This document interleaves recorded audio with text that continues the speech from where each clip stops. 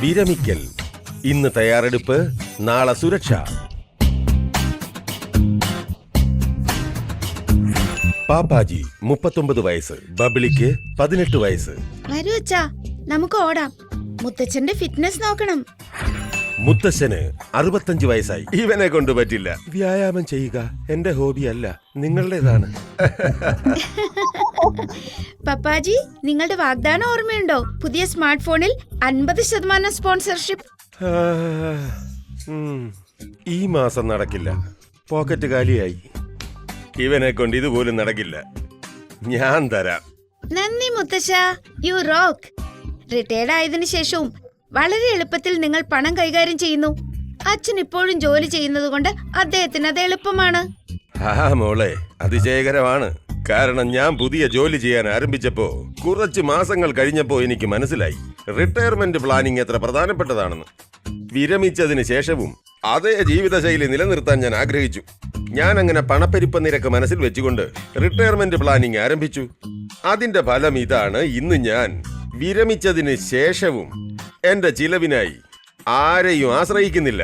കാരണം എല്ലാ മാസവും എനിക്ക് പെൻഷൻ വരുന്നുണ്ട്. റിട്ടയർമെന്റ് പ്ലാനിങ്ങും പെൻഷനും ഇതെന്താണ് മുത്തശ്ശ? പറയൂ മുത്തശ്ശ. റിട്ടയർമെന്റിന് ശേഷം താങ്കളെ പോലെ ഒരു ടെൻഷൻ ഫ്രീ ജീവിതം നയിക്കാൻ ഞാൻ ആഗ്രഹിക്കുന്നു. തീർച്ചയായും പറഞ്ഞു തരാം. നോക്കുമോളെ, സാധാരണയായി 60 വയസ്സായതിനു ശേഷവും ചിലവുകൾ അതേപോലെ തന്നെ ഉണ്ട്.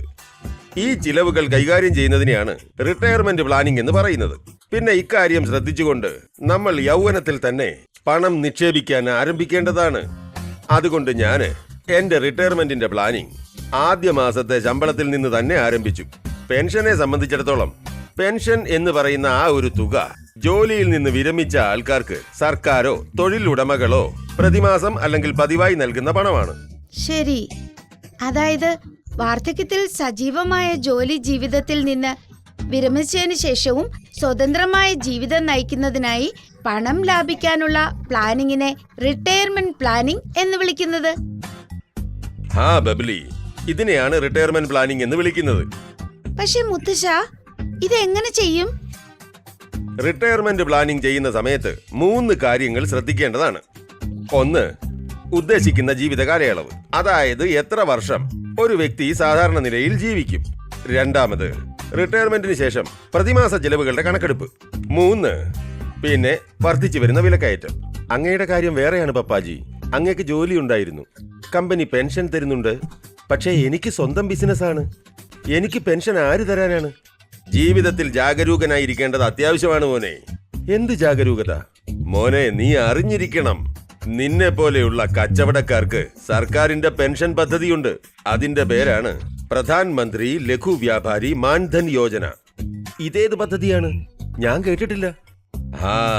ഈ പദ്ധതി ചെറുകിട കച്ചവടക്കാർ, കടയുടമകൾക്കോ സ്വയം തൊഴിൽ ചെയ്യുന്ന വ്യക്തികളുടെ വൃദ്ധാവസ്ഥയിലുള്ള സുരക്ഷ, കൂടാതെ സാമൂഹിക സുരക്ഷ എന്നിവയ്ക്കാണ്.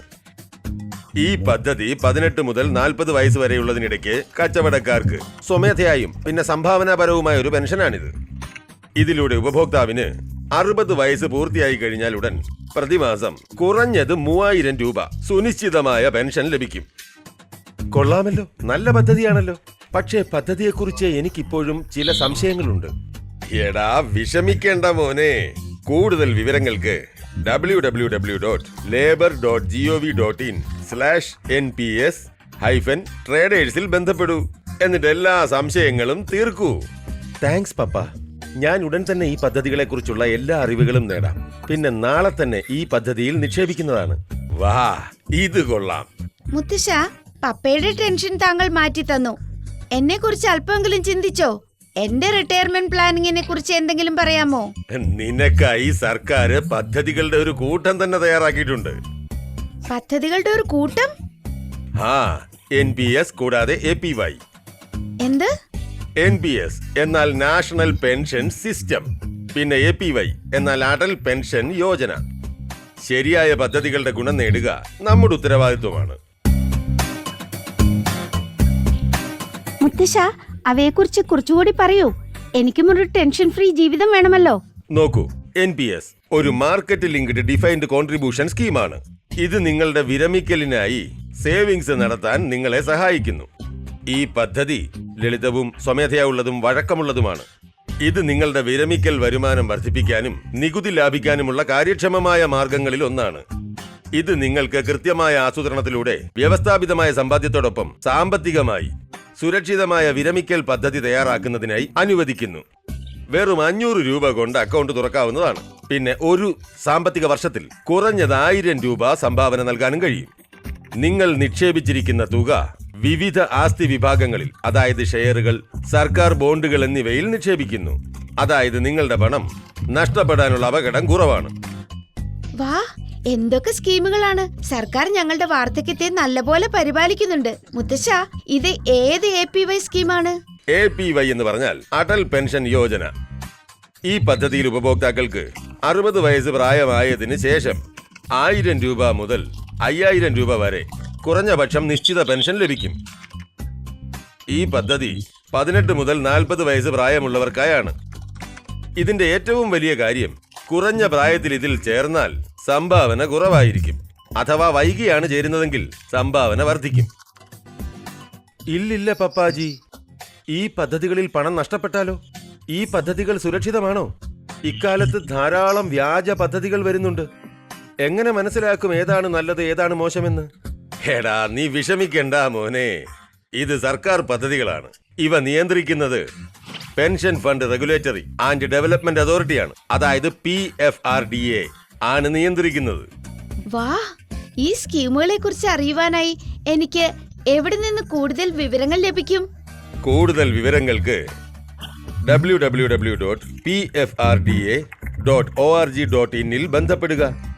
ഇതിൽ നിങ്ങൾക്ക് NPS, APY, മറ്റ് പെൻഷനെ കുറിച്ചുള്ള അറിവുകളും ലഭിക്കുന്നതാണ്.